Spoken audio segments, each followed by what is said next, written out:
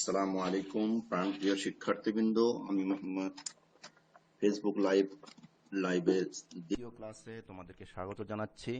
আমি Mohammad Shahidul Islam Shaon, junior instructor mechanical, Rangpur polytechnic institute. আজকে আমার দ্বিতীয় ক্লাসের শুরুতেই একটু বলে রাখি, তোমাদের যে দেশের পরিবর্তিত পরিস্থিতিতে প্রাকৃতিক দুর্যোগের কারণে শিডিউল সময় ক্লাস নেওয়া সম্ভব হয়নি, জন্য আন্তরিকভাবে দুঃখিত। যার জন্য পরিবর্তিত সময়ে ক্লাস নেওয়া, আশা করি তোমরা ক্লাসটি পরবর্তীতে দেখে নেবে। তোমাদের সাথে আজকের যে ক্লাসটি নিয়ে কথা বলার কথা ছিল আমার, সেটি হলো প্রথম অধ্যায়ের গাণিতিক সমস্যা নিয়ে কথা বলার কথা ছিল। তো আজকে সেটা নিয়েই কথা বলবো ইনশাল্লাহ। তোমাদেরকে শুরুতেই বলি, প্রথম ক্লাসে তোমাদের কিছু বাড়ির কাজ দিয়েছিলাম, যে কাজগুলোর মধ্যে ছিল তোমরা যেগুলো সূত্র প্রতিপাদন করা হয়েছিল, ওই সূত্রগুলো প্রতিপাদন করে নোট করার কথা ছিল, পাশাপাশি সূত্রগুলো গুছিয়ে একটা নোটে লেখার কথা ছিল। বলেছিলাম যে আমি পরবর্তী ক্লাসে শুরুতেই দেখাবো, তোমরা মিলিয়ে নিবে। তো আমি দেখাচ্ছি, তোমরা মিলিয়ে নিতে পারো। শুরুতেই পীড়ন এস সমান পি বাই এ, এখানে পীড়নকে এস দিয়ে প্রকাশ করা হয়েছে, পি কে লোড হিসেবে বোঝানো হয়েছে, এ কে এরিয়া দ্বারা বোঝানো হয়েছে। পার্শ্ব বিকৃতি ডেল সমান ডেল ডি বাই ডি, এখানে পার্শ্ব বলতে ব্যাসকে বোঝানো হয়েছে, তাই ডি দিয়ে ব্যবহার করা হয়েছে। এই সূত্র তোমাদের আগে দেখানো হয়েছে। দৈর্ঘ্য বিকৃতি ই সমান এক্স বাই এল, এখানে এক্স হলো দৈর্ঘ্য পরিবর্তন আর এলটাকে বলা হচ্ছে আদি দৈর্ঘ্য। কখনো কখনো এই এক্স কে ডেল এল বা ডেল্টা দিয়েও প্রকাশ করা হয়ে থাকে। মডুলাস অফ ইলাস্টিসিটি ই সমান P L by A X, এখানে ই কে বলা হয় modulus of elasticity, P load, এলটা হলো লেন্থ, এটা এরিয়া, এক্সটা দৈর্ঘ্য পরিবর্তন। যৌগিক দ্বন্দ্বে পীড়ন, এখানে যৌগিক দ্বন্দ্ব বলতে আমরা একটা স্টিল আর একটা কপারকে বিবেচনা করেছিলাম। তো স্টিলের যদি পীড়ন বের করতে হয়, তাহলে টোটাল লোড ডাব্লিউ ইন্টু স্টিলের modulus of elasticity divided by AS ES plus AC. আর কপারের পীড়ন বের করতে গেলে কপারের মডুলাস অফ ইলাস্টিসিটি গুণ হবে, আর বাকি সব অলমোস্ট সেম। স্টিলের পীড়ন বের করতে হলে স্টিলের মডুলাস অফ ইলাস্টিসিটি, কপারের পীড়ন বের করতে হলে কপারের মডুলাস অফ ইলাস্টিসিটি মান বসবে, বাকি সব সেম। এরপরে দেখেছিলাম আমরা পয়সনের অনুপাত মিউ সমান পার্শ্ব বিকৃতি ডিভাইডেড বাই দৈর্ঘ্য বিকৃতি। এ পর্যায়ে আমরা সরাসরি ম্যাথ সলিউশনে চলে যাচ্ছি। প্রশ্নটা লক্ষ্য করো, 15 সেন্টিমিটার ব্যাসের 150 সেন্টিমিটার লম্বা একটা ধাতব দ্বন্দ্বের উপর 750 কেজি টানা লোড প্রয়োগ করায় এর দৈর্ঘ্য 7 সেন্টিমিটার বৃদ্ধি পেল এবং ব্যাস হ্রাস পেয়ে 14.5 সেন্টিমিটার হলো। দ্বন্দ্বের পীড়ন, বিকৃতি, স্থিতিস্থাপক গুণাঙ্ক এবং পয়সনের অনুপাত বের করো। প্রশ্নটা আবার লক্ষ্য করো, 15 সেন্টিমিটার ব্যাস আর লম্বা হলো 150 সেন্টিমিটার, তার মানে এটা একটা সিলিন্ড্রিক্যাল আকৃতির। এর উপর যদি 750 কেজি টানা লোড প্রয়োগ করা হয়, টানা লোড প্রয়োগ করলে আমরা জানি দৈর্ঘ্য বৃদ্ধি পাবে। তাহলে 150 সেন্টিমিটার লম্বা ছিল, দৈর্ঘ্য বৃদ্ধি পাইছে 7 সেন্টিমিটার। এখন দৈর্ঘ্য হলো টোটাল 157 সেন্টিমিটার। দুইভাবেই থাকতে পারে, এটা হলো দৈর্ঘ্য বৃদ্ধি পেয়ে 157 সেন্টিমিটার, অথবা দৈর্ঘ্য বৃদ্ধি পেয়েছে 7 সেন্টিমিটার, দুইভাবেই থাকতে পারে। ব্যাস হ্রাস পেয়ে 14.5 সেন্টিমিটার, আগে ব্যাস কত ছিল 15, হ্রাস পেয়ে হয়েছে 14.5, তাহলে ব্যাস হ্রাস পেল কতটুকু, এই 15 থেকে 14.5 বাদ দিলে 0.5 সেন্টিমিটার হলো ব্যাস হ্রাস পাইল। দ্বন্দ্বের পীড়ন চেয়েছে, বিকৃতি, স্থিতিস্থাপক গুণাঙ্ক, পয়সনের অনুপাত চেয়েছে। দেখো তারের দৈর্ঘ্য 150 সেন্টিমিটার, ব্যাস 15 সেন্টিমিটার, এখান থেকে ক্ষেত্রফল বের করে নিচ্ছি আমরা। এরপরে টানা বল 750 কেজি, পি এর মান, দৈর্ঘ্য বৃদ্ধিকে আমরা এক্স দিয়ে প্রকাশ করছি, এখানে ডেল এল দিয়ে প্রকাশ করেছে, 7 সেন্টিমিটার। ব্যাস হ্রাস পাইছে, এটা আমরা কিছুক্ষণ আগে বলেছি 0.5 সেন্টিমিটার। তাহলে পীড়ন এস সমান পি বাই এ, পি এর মান বসাও, পি এর একক হলো কেজি, এর একক হলো সেন্টিমিটার স্কোয়ার, তাহলে পীড়নের একক হবে কেজি পার সেন্টিমিটার স্কোয়ার। মান বের করা খুব সহজ, অঙ্ক প্রশ্ন বুঝলে অঙ্ক একদম সহজ। এখানে দৈর্ঘ্য বিকৃতি বের করা হয়েছে ডেল এল বাই এল, যেটাকে আমরা এক্স বাই এল নামে চিনে থাকি। ডেল এল এর মান 7 আর এল এর মান 150 সেন্টিমিটার। যেহেতু উপরেরটাও সেন্টিমিটার, নিচেরটাও সেন্টিমিটার, সেন্টিমিটার সেন্টিমিটার কেটে যাবে, আর এই বিকৃতির এই জন্যই কোনো একক থাকে না। স্থিতিস্থাপক গুণাঙ্ক ই সমান P L by A X, এখানে P L by A del L বসানো হয়েছে। মান বসানোর পরে দেখো স্থিতিস্থাপক গুণাঙ্কের একক বলা হয়েছে পীড়নের একক, কেজি পার সেন্টিমিটার স্কোয়ার। এই যে দেখো কেজি পার সেন্টিমিটার স্কোয়ার। একই একক ব্যবহার করার কারণ হলো স্থিতিস্থাপক গুণাঙ্কটা হলো পীড়ন বাই বিকৃতির অনুপাত। যেহেতু বিকৃতির কোনো একক নাই, পীড়ন উপরে থাকে, লবে থাকে, তাহলে পীড়নের এককই হবে বিকৃতি, মডুলাস অফ ইলাস্টিসিটির একক। এই জন্য দেখো সবসময় খেয়াল করে দেখবা পীড়নের একক আর মডুলাস অফ ইলাস্টিসিটির একক একই একক হবে, একই ইউনিটেও হতে হবে। এরপরে পয়সনের অনুপাত আমরা জানি, পার্শ্ব বিকৃতি আর দৈর্ঘ্য বিকৃতির অনুপাত মান বসানো হয়েছে। যেহেতু দুইটাই বিকৃতি, এর একক কোনোভাবেই এখানে একক থাকার সুযোগ নেই। আশা করি তোমরা ম্যাথটা বুঝতে পেরেছ। সামনে এগিয়ে যাই। এই প্রবলেমটা লক্ষ্য করো, অত্যন্ত ইম্পর্টেন্ট। একটা ইস্পাত সিলিন্ডারের, এই কিসের সিলিন্ডার? ইস্পাত সিলিন্ডারের বাইরের ব্যাস বলা হচ্ছে 30 সেন্টিমিটার এবং পুরুত্ব 2.5 সেন্টিমিটার। সিলিন্ডারের ভিতরে কংক্রিট দ্বারা ভর্তি করে উপরে 100 টন লোড চাপানো হলে ইস্পাত ও কংক্রিটের পীড়ন হিসাব করো। লক্ষ্য করে দেখো, এখানে বলে দিচ্ছে ইস্পাত এবং পীড়নে কংক্রিটের পীড়ন বের করো। তাহলে ইস্পাত একটা পদার্থ, কংক্রিট একটা পদার্থ, তার মানে এখানে আমি বলতে পারি যৌগিক দ্বন্দ্বে পীড়ন বের করতে বলছে। এখানে যৌগিক পদার্থের পীড়ন বের করতে বলছে। তো আসা যাক, প্রশ্নটা ভালো করে দেখো আবারও। 30 সেন্টিমিটার বাইরের ব্যাস, এই যে নিচের চিত্রটা একটু লক্ষ্য করো তো। এই যে বলছিল সিলিন্ডারের বাইরের ব্যাস 30 সেন্টিমিটার, এই যে সিলিন্ডারের বাইরের ব্যাস 30 সেন্টিমিটার, পুরুত্ব 2.5 সেন্টিমিটার। এই যে দেখো, লক্ষ্য করে দেখো, দেয়ালের ওয়ালের পুরুত্ব 2.5, এ পাশের ওয়ালের পুরুত্ব 2.5, 2.5 প্লাস 2.5 তাহলে কত হলো? 5। তাহলে বাইরের ব্যাস যদি 30 হয়, তাহলে ভিতরের ব্যাস কত হবে?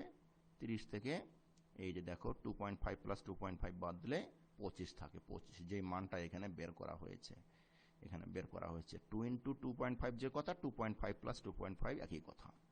তাহলে এই যে 25 সেন্টিমিটার, এই 25 সেন্টিমিটার এই ভিতরের অংশটায় কি আছে? এই যে বলা হয়েছে যে কংক্রিট দ্বারা ভর্তি করা হয়েছে, তাহলে এর ভিতরে কংক্রিট আছে। এই অংশটাকে আমরা বলছি আমরা এখানে কংক্রিট, আর বাইরের দেয়ালটাকে বলতেছি আমরা ইস্পাত। এখানে লক্ষ্য করো, এরিয়া বের করতে গিয়ে তুমি ঝামেলায় পড়বে।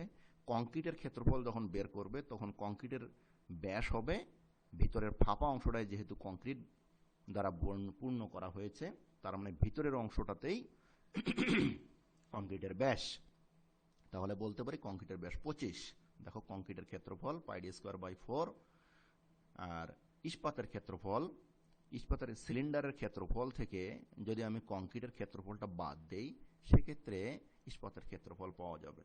ইস্পাতের ক্ষেত্রফল সমান সিলিন্ডারের ক্ষেত্রফল মাইনাস এই কংক্রিটের ক্ষেত্রফল। তাহলে যে ক্ষেত্রফলটা পেলাম এটাই হলো ইস্পাতের ক্ষেত্রফল। মানগুলো এখানে লেখা হয়েছে। বাইরের ব্যাস 30 সেন্টিমিটার, পুরুত্ব 2.5, লোড 100 টন। আমরা জানি 1 টনে 1000 কেজি, তাহলে 100 টনে এত কেজি। ইএস ইসির মান সরাসরি এখানে দেয়া আছে, আর ডি এর মান তো আমরা বের করে নিলাম। বাইরের ব্যাস বড় ডি, ভিতরের ব্যাস ছোট ডি বের করে নিয়েছি। এবার আমরা আসবো, যেহেতু আমরা দেখতেই পাচ্ছি এটা যৌগিক দ্বন্দ্ব পীড়ন বের করতে বলছে, সূত্রই ব্যবহার হবে যৌগিক দ্বন্দ্ব পীড়নের। তাহলে ইস্পাতের পীড়ন এসএস সমান পি বা W into ES divided by S, ES plus AC EC. এখানে আমরা জানি যে দ্বন্দ্বের পীড়ন সেই দ্বন্দ্বের মডুলাস অফ ইলাস্টিসিটি বসবে। মান বসানো হয়েছে এখানে, জাস্ট বসে যে মানটা পাওয়া গেছে এত কেজি পার সেন্টিমিটার স্কোয়ার, এটা ইস্পাতের পীড়ন। অনুরূপভাবে কংক্রিটের পীড়ন বের করা হয়েছে। এখানে এসসি সমান, এখানে ইসি হবে, ভুল করে এখানে ইএস লিখছে, যার জন্য আমি এখানে কারেকশন দিয়েছি যে এসসি সমান P into EC divide by S, ES plus EC EC. মানগুলো বসানোর পরে এত কেজি পার সেন্টিমিটার স্কোয়ার, এটা কংক্রিটের পীড়ন। আশা করি তোমরা বুঝতে পেরেছো। এবার নেক্সট ম্যাথ প্রবলেমে যাব আমরা। নিচের চিত্রে স্টিল রডটির দৈর্ঘ্য পরিবর্তন বের করো। দেখো এটা একটা স্টিল রড, এই দিকের ক্ষেত্রফলটা 600 সেন্টিমিটার, আর এদিকের ক্ষেত্রফলটা হলো 200 মিলিমিটার স্কোয়ার। এখানে ক্ষেত্রফল 600 মিলিমিটার স্কোয়ার, এই ব্লকটারও ক্ষেত্রফল 600 মিলিমিটার স্কোয়ার, এই ব্লক বা এই এরিয়ার ক্ষেত্রফল হলো 200 মিলিমিটার স্কোয়ার। এখানে বাম প্রান্ত রিজিড বা আবদ্ধ করা আছে, আর ডান প্রান্তের লোড, এই ডান প্রান্তের লোডকে বলি আমরা এক্সটার্নাল লোড বা বাহ্যিক লোড, বাহ্যিক বল। আর এই 300 কিলোনিউটন বা 500 কিলোনিউটন লোড, এগুলোকে বলি আমরা ইন্টারনাল লোড বা অভ্যন্তরীণ বল। ইন্টারনাল লোড অথবা অভ্যন্তরীণ বল, অভ্যন্তরীণ লোড। লক্ষ্য করে দেখো, এই 300 মিলিমিটারের একটা জোন, এটাকে আমরা 1 নম্বর ব্লক বলেছি। এই 300 মিলিমিটারের জোনটাকে আমরা 2 নম্বর ব্লক বলেছি। এই 400 মিলিমিটারের জোনটাকে 3 নম্বর ব্লক বলেছি। এই অঙ্কগুলো করার ক্ষেত্রে তোমাকে যে বিষয়টি খুব ভালো করে খেয়াল রাখতে হবে, ভালো করে শোনো। এই ধরনের ম্যাথ প্রবলেমগুলো একবার বুঝলে আর কখনোই ভুল হবার কথা না। তোমরা একটু লক্ষ্য করে দেখো, এই 200 কিলোনিউটন লোডটা হলো এক্সটার্নাল লোড, আমি কিছুক্ষণ আগেই বললাম বাহ্যিক বল। এই ধরনের ম্যাথ প্রবলেমগুলো ফ্রি বডি ডায়াগ্রাম আগে অঙ্কন করা most challenging. Free body diagram যে ছাত্র অঙ্কন করতে পারবে সে অঙ্ক করতে পারবে, ধরে নেওয়া হয় সে অঙ্ক করতে পারবে। তো ফ্রি বডি ডায়াগ্রামের ক্ষেত্রে লক্ষ্য করো, ফ্রি বডি ডায়াগ্রামে শুরুতেই তোমাকে কোন পাশ থেকে শুরু করতে হবে? শুরু করতে হবে তোমাকে বাহ্যিক লোড দিয়ে। সব সময় খেয়াল রাখবা, এখানে ফ্রি বডি ডায়াগ্রাম করতে গেলে প্রথমেই তোমার যে প্রয়োজনটা হবে সেটা হলো বাহ্যিক লোড। যেই প্রান্তে বাহ্যিক লোড থাকবে ওই প্রান্ত থেকে শুরু করতে হবে। যদি বাম প্রান্তে বাহ্যিক লোড থাকে তাহলে বাম প্রান্ত থেকে শুরু হবে, ডান প্রান্তে বাহ্যিক লোড থাকলে ডান প্রান্ত থেকে শুরু হবে। যেহেতু এখানে বাহ্যিক লোড এক্সটার্নাল লোড 200 কিলোনিউটন ডান প্রান্তে আছে, তাহলে আমার 3 নম্বর ব্লক নিয়ে শুরু করতে হবে। আমি চাইলেও 1 নম্বর ব্লক দিয়ে শুরু করতে পারবো না। তাহলে 200 কিলোনিউটন লোড এখানে লক্ষ্য করো 3 নম্বর ব্লকের ডান দিকে ক্রিয়া করতেছে। তাহলে এই 3 নম্বর ব্লককে ব্যালেন্স করতে হলে তাহলে বাম দিকে 200 কিলোনিউটন লোড প্রয়োগ করতে হবে। তাহলে ডান দিকে 200, বাম দিকে 200, ফলাফল হলো এই 3 নম্বর ব্লকটা সাম্য অবস্থায় থাকবে। আদারওয়াইজ লোডের কম বেশি হলে ব্লকটা একদিকে চলে যাবে। যেহেতু এখানে আমাদের এই সবাই রিজিড কম্পোজিট অবস্থায় আবদ্ধ অবস্থায় আছে, তার আমি সবসময় এগুলো ফ্রি বডি ডায়াগ্রাম করার ক্ষেত্রে ফোর্স ব্যালেন্স হিসাব করেই করতে হয়। তাহলে 3 নম্বর ব্লকটাকে ব্যালেন্স করতে হলে এই 200 কিলোনিউটন লোডের বিপরীতে এই 200 কিলোনিউটন লোড আমাকে প্রয়োগ করতেই হবে। তাহলে এই 3 নম্বর ব্লকটা ব্যালেন্স হবে। লক্ষ্য করো এই 200 এই যে 200 মিলে গেল। এখানে লক্ষ্য করো এই 200 কিলোনিউটন এই জোনটা আর এই 100 কিলোনিউটনের এই জোনটা, এই দুইটা জোনের এই জোন প্লাস এই জোন, এই দুই জোনের ফলাফল হলো এই জোনটা। মাইন্ড ইট, এই 300 কিলোনিউটনের যে জোনটা দেখতে পাচ্ছ এই জোনটা দুইটা অংশে বিভক্ত হয়ে গেছে, এই দুটা যোগ করে একত্র হয়ে এই 300 কিলোনিউটন হবে। তাহলে এখানে লক্ষ্য করো বাম দিকে যেহেতু আমি 200 কিলোনিউটন লোড প্রয়োগ করে ফেলেছি, কিন্তু এখানে লক্ষ্য করো বাম দিকে এখানে 300 কিলোনিউটন লোড আছে। তাহলে আরও 100 কিলোনিউটন লোড বাম দিকে আছে। সেই 100 কিলোনিউটন লোডই আসলে 2 নম্বর ব্লকের উপর কাজ করতেছে বাম দিকে। তাহলে বাম দিকে 200, বাম দিকে 100, বাম দিকে 300 কিলোনিউটন লোড। তাহলে এই জোনের ফোর্স ব্যালেন্সিং হয়ে গেল। এবার 2 নম্বর ব্লকে যেহেতু ডান দিক থেকে বাম দিকে 100 কিলোনিউটন লোড প্রয়োগ করা হয়েছে, তাহলে বিপরীত দিক থেকেও 100 কিলোনিউটন লোডেই প্রয়োগ করতে হবে। তাহলেই না 2 নম্বর ব্লক ব্যালেন্স হবে। এবার লক্ষ্য করো, আমরা তো বুঝতে পারতেছি এই জোন আর এই জোন, এই দুই জোনের ফলাফল হলো এই 500 কিলোনিউটন লোডের জোনটা। তাহলে 500 কিলোনিউটন লোড এখানে ডান দিকে প্রয়োগ করা হয়েছে, আর আমরা এখানে 2 নম্বর ব্লককে ব্যালেন্স করতে গিয়ে 100 কিলোনিউটন লোড ডান দিকে প্রয়োগ করে ফেলছি। অর্থাৎ 100 কিলোনিউটন লোড আমার 2 নম্বর ব্লকে খরচ হয়ে গেছে, কিন্তু আমার লোড আছে কত? 500। তাহলে আরও 400 কিলোনিউটন লোড তো আমার প্রয়োগ হচ্ছে। তাহলে 400 কিলোনিউটন লোডটাই 1 নম্বর ব্লকে প্রয়োগ হচ্ছে। তাহলে এই 400 কিলোনিউটন ডান দিকে, 100 কিলোনিউটন ডান দিকে, 400 যোগ 100, তাহলে টোটালে 500 কিলোনিউটন লোড ডান দিকে প্রয়োগ হচ্ছে। 400 যোগ 100, 500 কিলোনিউটন লোড ডান দিকে প্রয়োগ হচ্ছে। তাহলে এই জোন আমার ব্যালেন্স হয়ে গেল। এবার 1 নম্বর ব্লককে ব্যালেন্স করতে গিয়ে এই 400 কিলোনিউটন বিপরীতে আমাকে বিপরীত দিকে 400 কিলোনিউটন লোড প্রয়োগ করতেই হবে। অর্থাৎ এই যে সাপোর্টটা আমাকে 400 কিলোনিউটন লোড বাম দিকে সাপোর্ট দিচ্ছে সে আসলে। তাহলে লক্ষ্য করো এই 400 কিলোনিউটন 1 নম্বর ব্লকটা টানা লোড বহন করতেছে জন্য এটা প্লাস, 2 নম্বরটা চাপা লোড বহন করতেছে জন্য এটা মাইনাস হবে, 3 নম্বরটা টানা লোড বহন করতেছে জন্য এটা প্লাস হবে। এটাকে যদি আমি x1, এটাকে x2, এটাকে x3 বলি, তাহলে x1 পজিটিভ, 2 নম্বরে চাপার জন্য x2 নেগেটিভ, 3 নম্বরটা টানার জন্য x3 পজিটিভ। তাহলে মোট দৈর্ঘ্য পরিবর্তন x equals to x1 minus x2 plus x3। আশা করি তোমরা বুঝতে পেরেছো। x সমান কি? PL by AE, modulus of elasticity formula থেকে আসছে। x সমান PL বাই AE। যেহেতু তিনটের পদার্থের একই মডুলাস অফ ইলাস্টিসিটি হবে, যেহেতু তিনটা ব্লকে একই পদার্থ স্টিলের তৈরি, এই জন্য ই কে কমন করা হয়েছে, এখানে E1, E2, E3 লেখা হয় নাই। তাহলে P1 এর মান 1 নম্বর ব্লকে পির মান 400 কিলোনিউটন, L1 এর মান 300 মিলিমিটার, 400 কিলোনিউটন 300 মিলিমিটার, A1 এর মান 600 মিলিমিটার স্কোয়ার। আর দেখো ই এর মান আমার প্রশ্নে দেওয়া নাই, বাট এখানে ই এর মান ব্যবহার করা হয়েছে। নিচে লক্ষ্য করে দেখো, যেহেতু ই equals to 2 × 10⁶ KG per centimetre square, কোথায় পেল? আমরা জানি এটা স্টিলের রড। কিসের রড এটা? স্টিলের রড। স্টিলের modulus of elasticity 2 × 10⁶ KG per centimetre square. এটাকে ইউনিট কনভার্সন করতে হবে। কেন? লোড হচ্ছে কিলোনিউটন এককে আর এরিয়া হচ্ছে মিলিমিটার স্কোয়ার এককে। তাহলে এখানে এই লোডকে কিলোনিউটনে আনতে হবে, সেন্টিমিটার স্কোয়ারকে মিলিমিটার স্কোয়ারে আনতে হবে। এগুলোকে কনভার্সন করে এখানে কিলোনিউটন পার মিলিমিটার স্কোয়ারে নিয়ে এসেছে। এই কনভার্সনটা আমি তোমাদেরকে ডিটেইলস দেখাচ্ছি পরে। আপাতত তোমরা জেনে নাও 2 × 10⁶ কেজি পার সেন্টিমিটার স্কোয়ার সমান 196.2 কিলোনিউটন পার মিলিমিটার স্কোয়ার। এই মানটাই এখানে ব্যবহার করা হয়েছে, এর মান 196.2। তাহলে যে মানটা আসলো এত মিলিমিটার, কারণ আমি এককটা ব্যবহার করেছি মিলিমিটার। এত মিলিমিটার, যেহেতু মানটা পজিটিভ তাহলে দৈর্ঘ্যের পরিবর্তনটা পজিটিভ মানেই হলো দৈর্ঘ্য বৃদ্ধি পেয়েছে। কতটুকু বৃদ্ধি পেয়েছে? 2.8 মিলিমিটার বৃদ্ধি পেয়েছে। যদি এই অঙ্কটা তোমরা বুঝে থাকো তাহলে এই ক্যাটাগরির যতগুলো অঙ্ক আছে তোমরা আশা করি সবগুলোই বুঝতে পারবে। তারপরেও আমি তোমাদের আরও 2-1টা ম্যাথ প্রবলেম করে দেওয়ার চেষ্টা করব। আমি বলছিলাম যে এইটার আমি কনভার্সনটা তোমাদের দেখাবো। দেখো, এর মান ওখানে স্টিলের জন্য 2 × 10⁶ কেজি পার সেন্টিমিটার স্কোয়ার। কেজি আমাকে যেতে হবে কত? কিলোনিউটন পার মিলিমিটার স্কোয়ার। তাহলে কেজি থেকে আগে আমাকে নিউটনে যেতে হবে। কেজি থেকে নিউটনে যাওয়ার রাস্তা হলো, কেজি হলো ভরের একক, তাহলে এফ সমান হলো এমজি। এমজির মান বসালে সেটা হবে নিউটন, বলের একক তখনই হবে নিউটন। তাহলে জি এর মান বসাই আমরা 9.81 মিটার পার সেকেন্ড স্কোয়ার। তাহলে 9.81 মিটার পার সেকেন্ড স্কোয়ার বসাইলে এই মানটা হবে 9.81 কেজি মিটার পার সেকেন্ড। এখানকার কেজি, এখানে metre per second square.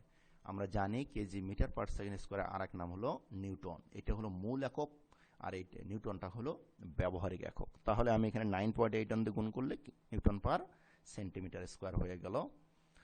Centimetre তো সেন্টিমিটারই রয়ে গেছে, কেজিটা নিউটনে হয়ে গেল। এবার সেন্টিমিটার থেকে মিলিমিটার করব, যেহেতু আমাকে মিলিমিটার স্কোয়ারে যেতে হবে। আমি জানি যে 1 সেন্টিমিটার সমান 10 মিলিমিটার। তাহলে উভয় পক্ষে বর্গ করি দেখি। বর্গ করলে 1 সেন্টিমিটার স্কোয়ার সমান 10-এর উপরে স্কোয়ার করলে 100 মিলিমিটার স্কোয়ার। তাহলে 1 সেন্টিমিটার স্কোয়ার সমান 100 মিলিমিটার স্কোয়ার। তাহলে এই যে পার সেন্টিমিটার স্কোয়ার মানে কি? পার মানেই তো একক সেন্টিমিটার, একক মানেই হলো 1 সেন্টিমিটার স্কোয়ার। তাহলে 1 সেন্টিমিটার স্কোয়ার সমান 100 মিলিমিটার স্কোয়ার। তাহলে যে মানটা আসলো নিউটন পার মিলিমিটার স্কোয়ার, আমার লাগবে হলো কিলোনিউটন পার মিলিমিটার স্কোয়ার। তাহলে নিউটন থেকে কিলোনিউটনে যেতে কি করতে হবে? 1000 দ্বারা ভাগ করতে হবে। 1000 নিউটনে 1 কিলোনিউটন ভাগ করলে যে মানটা পাবো 196.2 কিলোনিউটন পার মিলিমিটার স্কোয়ার। এই মানটাই ওখানে কনভার্সন তোমাদের দেখানো হয়েছে। যদিও তোমরা হয়তো অনেকে জানো, অনেকে সহজ করে দেওয়ার জন্য আমি চেষ্টা করছি। এ পর্যায়ে আসি আমরা।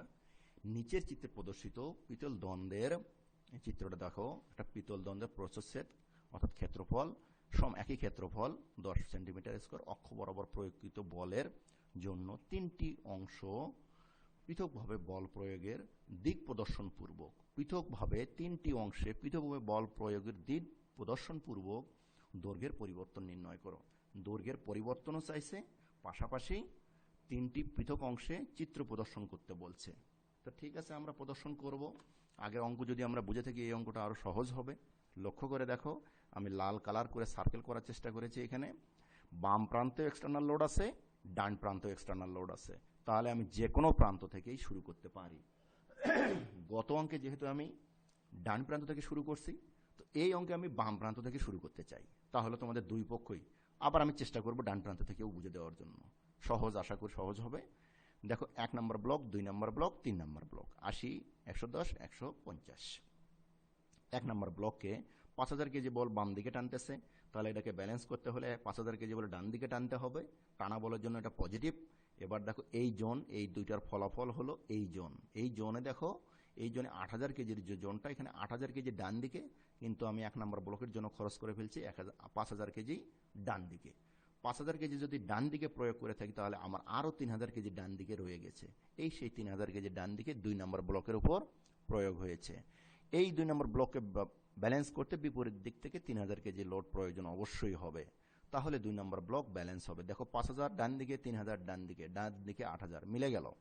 এবার চিন্তা করো, এই দুইটা জোনের সমন্বয় হলো এই জোন। এই জোনে আমার বাম দিকে আছে 2000 কেজি, বাট আমি বাম দিকে ব্যবহার করে ফেলছি 3000 কেজি। 1000 কেজি লোড বেশি প্রয়োগ করে ফেলছি, তাহলে ওই 1000 কেজি লোড বাদ দিতে হবে। বিপরীত দিকে প্রয়োগ করলে দেখো ওই 1000 কেজি যদি আমি বিপরীত দিকে প্রয়োগ করি তাহলে বাম দিকে 3000, ডান দিকে 1000, এই লোডের ফলাফলটা কি হবে? বাম দিকে 2000 কেজি লোড কাজ করবে। এই যে দেখো বাম দিকে 2000 কেজি লোড। আবারও বলতেছি, এই 3000কে ব্যালেন্স করতে গিয়ে এখানে 3000 প্রয়োগ করতে হয়েছে বাম দিকে, কিন্তু আমার লোড আছে 2000 কেজি, তার মানে আমি 1000 কেজি বল বেশি প্রয়োগ করে ফেলছি, বাধ্য হয়েছি আমি, যেহেতু 2 নম্বর ব্লককে ব্যালেন্স করতে হবে। তাহলে 1000 কেজি বেশি প্রয়োগ করছি, 1000 কেজি বিপরীত দিকে দিয়ে দিছি এখানে। তাহলে বাম দিকে 3000, ডান দিকে 1000, ফলাফল হলো বাম দিকে 2000 কেজি লোড। তাহলে এর ফলাফল এই জন মিলে গেল। এই 1000 কেজিকে ব্যালেন্স করতে হলে তার বিপরীত দিক থেকে 1000 কেজি লোড প্রয়োগ করতে হবে, তাহলে এই 3 নম্বর ব্লকটা ব্যালেন্স হবে। আশা করি তোমরা বুঝতে পারছো। এবার দেখো ডান প্রান্ত থেকে যদি শুরু করতে চাও তাহলে লক্ষ্য করো, দেখো ডান প্রান্ত থেকে 1000, বিপরীত দিক থেকে 1000। এখানে দেখো লোড আছে বাম দিকে, এখানে লোড প্রয়োগ হয়ে গেছে ডান দিকে। তাহলে বাম দিকে 2000 মিলাইতে হলে, তাহলে বাম দিকে যদি 3000 দেই, ডান দিকে 1000, এই 3000 থেকে 1000 বাদ দিলে বাম দিকে 2000 থাকবে। এই 3000কে ব্যালেন্স করতে গিয়ে এখানে বিপরীত দিক থেকে 3000 প্রয়োগ করা হয়েছে। এই 3000 ডান দিকে, এখানে ডান দিকে আছে আমার 8000, তার মধ্যে 3000 কেজি প্রয়োগ করে ফেললাম, তাহলে আরও 5000। এই 5000কে ব্যালেন্স করতেছে এই 5000, এই যে 5000 মিলে গেল। অর্থাৎ যে প্রান্ত থেকেই তুমি শুরু করো না কেন লোড মিলে যাবে। এবার 1 নম্বর ব্লকে x1 এর মান পজিটিভ, x2 এর মান নেগেটিভ, x3 এর মানটা নেগেটিভ। এখানে p এর মান 5000, l এর মান এখানে সেন্টিমিটার, আসলে এটা ভুল করে মিলিমিটার লিখেছে। l এর মান 80, l1 এর মান 80, l2 এর মান 110, l3 এর মান 150, p1 এর মান 5000, p2 এর মান 3000, p3 এর মান 1000। আর ক্ষেত্রফল a1, a2, a3 একই হবে, 10 centimetre square. Modulus of elasticity common, 2 × 10⁶। পরের পেজে সূত্র শুধু মান বসবে, যার জন্য আমি মানগুলো বলে দিলাম তোমাদের। বলছিলাম 1 নম্বর ব্লক পজিটিভ, 2 নম্বর নেগেটিভ, 3 নম্বর নেগেটিভ। এখানে ক্ষেত্রফল একই, মডুলাস অফ ইলাস্টিসিটিও একই, এখানে কমন নেওয়া হয়েছে। p1 এর মান ছিল 5000, l1 এর মান ছিল 80, p2 এর মান 3000, l2 এর মান ছিল 110, p3 এর মান 1000, l3 এর মান ছিল 150। এর ফলাফল হলো মাইনাস সেন্টিমিটার। মাইনাস দৈর্ঘ্য পরিবর্তন দুইভাবে হয়, একটা দৈর্ঘ্য বৃদ্ধি হয়, একটা দৈর্ঘ্য হ্রাস পায়। দৈর্ঘ্য পরিবর্তন যদি বৃদ্ধি হয় তাহলে প্লাস হবে, আর হ্রাস পেলে মাইনাস হবে। যেহেতু এখানে মাইনাস আসছে তাহলে আমরা বলতে পারি এই বস্তুটার দৈর্ঘ্য হ্রাস পেয়েছে, অর্থাৎ এর দৈর্ঘ্য, দ্বন্দ্বটির দৈর্ঘ্য হ্রাস পেয়েছে। এবার পরবর্তী অঙ্কে আমরা যাব। বলতেছে চিত্র অনুযায়ী 2 সেন্টিমিটার, 3 সেন্টিমিটার, 4 সেন্টিমিটার ব্যাসের একটা খাড়া দ্বন্দ্ব, দেখো 2 সেন্টিমিটার, 3 সেন্টিমিটার, 4 সেন্টিমিটার ব্যাসের একটা খাড়া দ্বন্দ্বের উপর 4000 কেজি চাপ সম্পন্ন লোড দিলে, এই যে 4000 কেজি চাপ সম্পন্ন লোড দিলে দ্বন্দ্বটির মোট দৈর্ঘ্য হ্রাসের পরিমাণ নির্ণয় করো। কি চেয়েছে? মোট দৈর্ঘ্য হ্রাসের পরিমাণ। আমরা জানি চাপা লোড বহন করলে তো দৈর্ঘ্য হ্রাসই পাবে, দৈর্ঘ্য বৃদ্ধি পাওয়ার কোনো চান্স নেই। সুতরাং এখানে দৈর্ঘ্য হ্রাস পাবে, এই জন্য প্রশ্নে সরাসরি বলে দিছে দৈর্ঘ্য হ্রাসের পরিমাণ। এখানে যদি বলতো দৈর্ঘ্য পরিবর্তনও বলতে পারতো, সেক্ষেত্রে হ্রাস হলে মাইনাস আসতো। যেহেতু সরাসরি হ্রাস বলে দিছে, সুতরাং এখানে আর কোনো ঝামেলা নেই। মডুলাস অফ ইলাস্টিসিটির মান দেওয়া আছে, লেন্থ দেওয়া আছে ডান প্রান্তে, এই ডায়া থেকে এরিয়া আসবে 1 নম্বর, 2 নম্বর, 3 নম্বর, a1, a2, a3, l1, l2, l3। এইটাই p1, এইটাই p2, এইটাই p3। অর্থাৎ p1 এর মানও 4000 কেজি, p2 এর মানও 4000 কেজি, p3 এর মানও 4000 কেজি। অর্থাৎ 4000 কেজি লোডটা প্রত্যেকটা ব্লকের উপরেই সমভাবে প্রয়োগ হয়েছে, একইভাবে প্রয়োগ হয়েছে। তাহলে মোট দৈর্ঘ্য হ্রাস PL/AE, x সমান PL/AE 1 নম্বর, 2 নম্বর, 3 নম্বর। এখানে লোড যেহেতু একই, এই জন্য p1, 2, 3 করা হয় নাই, p কমন নেওয়া হয়েছে। আর মডুলাস অফ ইলাস্টিসিটিও কমন, যার জন্য p/e কমন নেওয়া হয়েছে আর মান বসানো হয়েছে। এখানে আর কিছু না। দৈর্ঘ্য হ্রাস সরাসরি বলার কারণে এগুলো দৈর্ঘ্য হ্রাস হইলেও প্লাস চিহ্ন দেওয়া হয়েছে, যেহেতু সরাসরি বলেই দেওয়া হয়েছে দৈর্ঘ্য হ্রাস। এখানে যদি প্রশ্নে যদি বলতো দৈর্ঘ্য পরিবর্তন, তাহলে আমি এখানে মাইনাস চিহ্ন দিতাম। যেহেতু দৈর্ঘ্য হ্রাস সরাসরি বলা হয়েছে, আর মাইনাস চিহ্নের প্রয়োজন নাই। এত সেন্টিমিটার দৈর্ঘ্য হ্রাস পেয়েছে। আশা করি তোমরা বুঝতে পেরেছো। এই ছিল এই অধ্যায়ে। তোমরা যদি অঙ্ক কটা বুঝে থাকো তাহলে এই অধ্যায়ে আমি জানি প্রচুর অঙ্ক আছে। অঙ্কগুলো আমার বিশ্বাস 80 to 90% তোমরা নিজেরা করতে পারবে। যেহেতু লাইভ ক্লাসটি সরাসরি আসা সম্ভব হয়নি, সুতরাং প্রশ্ন উত্তর পর্বে এবার এ পর্যায়ে তোমাদের প্রশ্ন উত্তর দেওয়ার সুযোগ নেই। তো তোমরা প্রশ্ন করবে অবশ্যই। আমি পরবর্তীতে তোমাদেরকে অফ টাইমে তোমাদেরকে প্রশ্ন উত্তর দিয়ে যাব ইনশাল্লাহ। আগামী ক্লাসে অর্থাৎ ঈদের পর তোমাদের জন্য ক্লাসে থাকছে পঞ্চম অধ্যায়ে যাব আমি। মোস্ট ইম্পর্টেন্ট চ্যাপ্টার জন্য সরাসরি পঞ্চম অধ্যায়ে যাব। সে অধ্যায়ে আমরা জানি বিমের উপর লোডের প্রভাব পর্যালোচনা, তোমরা যেটাকে সংক্ষিপ্তভাবে এসএফডি বিএমডি চ্যাপ্টার নামে চিনে থাকো, এই চ্যাপ্টার নিয়ে আসবো। তো ঈদ সবার জন্য আনন্দে কাটুক, ঘরে থাকো, সুস্থ থাকো, ভালো থাকো। আল্লাহ হাফেজ। আসসালামু আলাইকুম রহমতুল্লাহ।